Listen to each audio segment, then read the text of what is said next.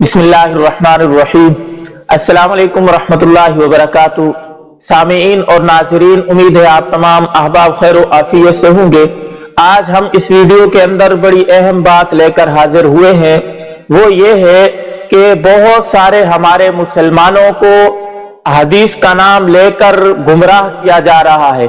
बहुत सारे नौजवान हदीस समझकर एक बात को आगे शेयर कर रहे हैं और समझ रहे हैं कि ये हदीस है, और साथ साथ ये भी लेबल लगाया जा रहा है कि ये हदीस अगर तुम शेयर करोगे, इतने लोगों को पहुंचाओगे तो तुम्हारे ऊपर जन्नत वाजिब हो जाएगी, चाहे दुनिया के अंदर जो कुछ मर्जी करते रहो। मेरे भाइयों, पहली बात तो ये है कि ऐसी कोई हदीस है ही नहीं कि जिसके अंदर नबी अलैहिस्सलाम ने फरमाया हो कि अगर तुम इसको आगे पहुंचाओ तुम्हारे ऊपर जन्नत वाजिब हो जाएगी। तो आजकल ऐसी बातें बहुत ज्यादा अवामुन्नास में पाई जा रही है। मैं आपको बताता चलूं, नबी अलैहिस्सलाम की गालिबन बुखारी या मुस्लिम शरीफ की हदीस है।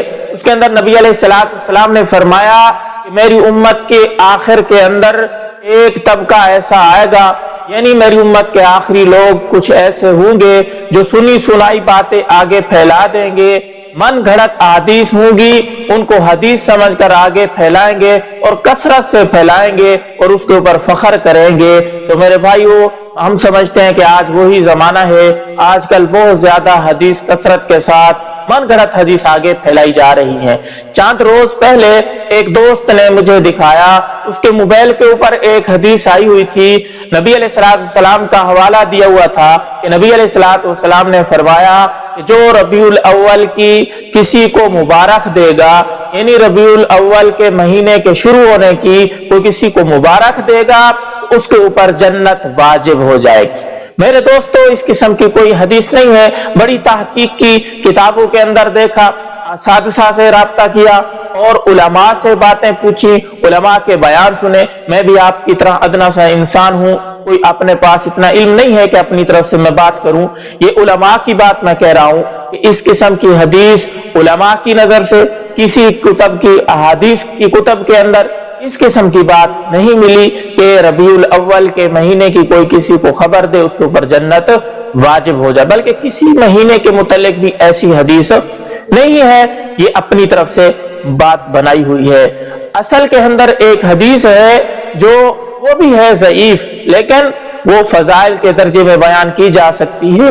वो ये है कि नबी अलैहिस्सलाम ने इरशाद फरमाया कि रमजान शरीफ के महीने के ऊपर, रमजान के महीने के आने पर, रोजों के आ जाने पर जो मुसलमान खुशी का इजहार करेगा और रोजों के खत्म हो जाने पर, यानी रमजान शरीफ के इख्तिताम के ऊपर उसको गम होगा, गम का इजहार करेगा, उसके ऊपर जन्नत वाजिब है।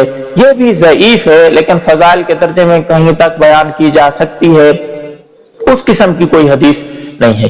दूसरी हदीस जो आजकल आम तौर पे चल रही है, SMS करते हैं लोग, हमने भी कई दफा देखी है, इस किस्म की हदीस चल रही है, बड़ा आदमी हैरान होता है।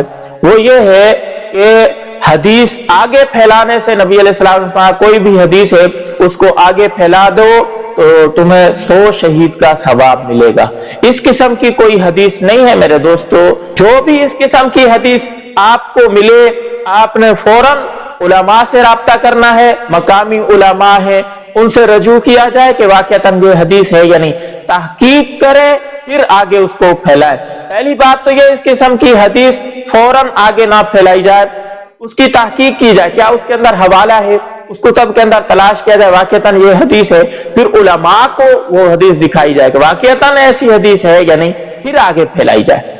तो ये हदीस जो फैलाई जा रही है कि आगे हदीस फैलाने से 100 शहीद का सवाब मिलता है, इस किस्म की कोई हदीस नहीं है। दरअसल हदीस ये है, नबी अलैहिस्सलाम ने फरमाया कि जो इंसान फितना फसाद के दौर के अंदर किसी सुन्नत को जिंदा करे, किसी सुन्नत को अपनाएगा, उसको 100 शहीद का सवाब मिलेगा, 100 शहीदों का सवाब मिलेगा। असल हदीस ये थी, लोगों ने फैला दी है कि हदीस को आगे शेयर करने से 100 शहीदों का सवाब मिलता है।